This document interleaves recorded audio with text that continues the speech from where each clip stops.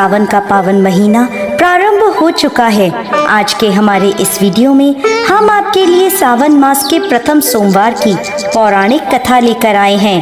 एक समय की बात है, अमरपुर नामक एक नगर में अमीर साहूकार रहता था। उसके कोई संतान नहीं थी, जिस कारण वो बहुत दुखी रहता था। संतान प्राप्ति के लिए वो हर सोमवार व्रत कर भोलेनाथ की पूजा किया करता था। संध्या के समय मंदिर में जाकर भगवान शिव के आगे घी का दीपक जलाया करता था।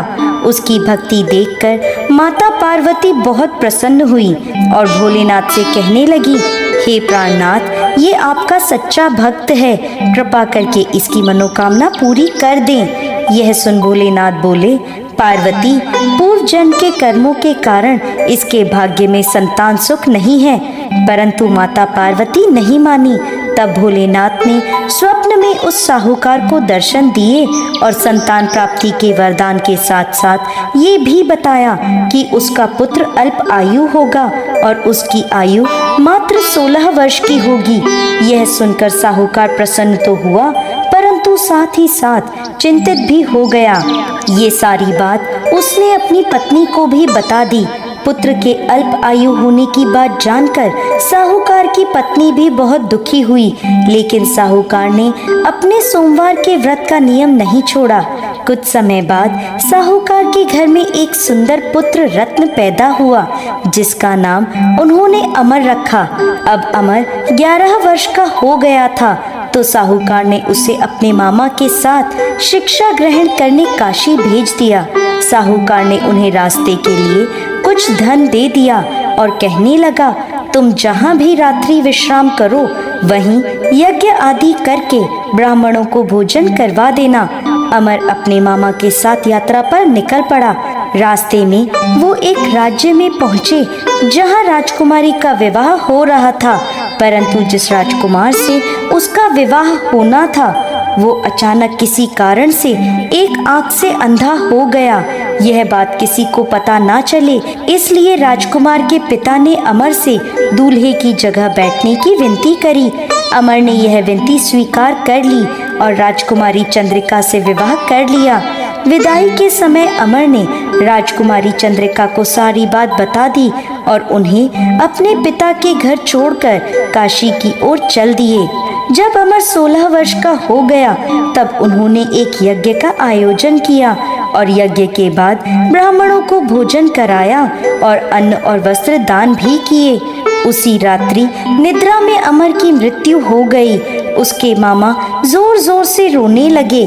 उनका विलाप सुनकर भोलेनाथ और माता पार्वती वहां आ पहुँचे।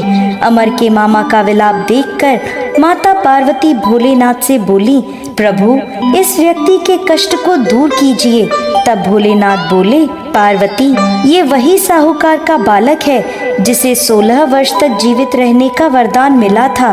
तब माता पार्वती ने भोलेनाथ से कहा, हे प्राणनाथ, इसके पिता 16 वर्ष से सोमवार का व्रत करते हुए आपको भोग लगाकर दीप प्रज्वलित करते हैं। कृपा कर उनके दुख दूर कीजिए। माता पार्वती की ऐसी प्रार्थना सुन भोलेनाथ ने अमर को जीवन वरदान दे दिया। वरदान प्राप्त होते ही अमर जीवित हो गया। स्वस्थ होते ही वो अपने नगर की ओर वापस लौट चला। तब रास्ते में वह राजकुमारी चंद्रिका के पास आ पहुंचा।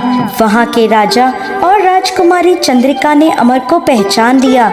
राजा ने राजकुमारी चंद्रिका को अमर के साथ उसके घर की ओर विदा किया। वहीं दूसरी ओर साहूकार और साहूकारनी यह जानते थे कि 16 वर्ष की आयु में उनके पुत्र की मृत्यु निश्चित है। इस कारण वो बहुत दुखी थे और कष्ट में अपना जीवन बिता रहे थे। तभी उनका पुत्र अमर राजकुमारी चंद्रिका के साथ घर पहुंच गया। अमर को अपनी नवविवाहित पत्नी के साथ देखकर साहूकार और साहूकारनी बहुत प्रसन्न हुए।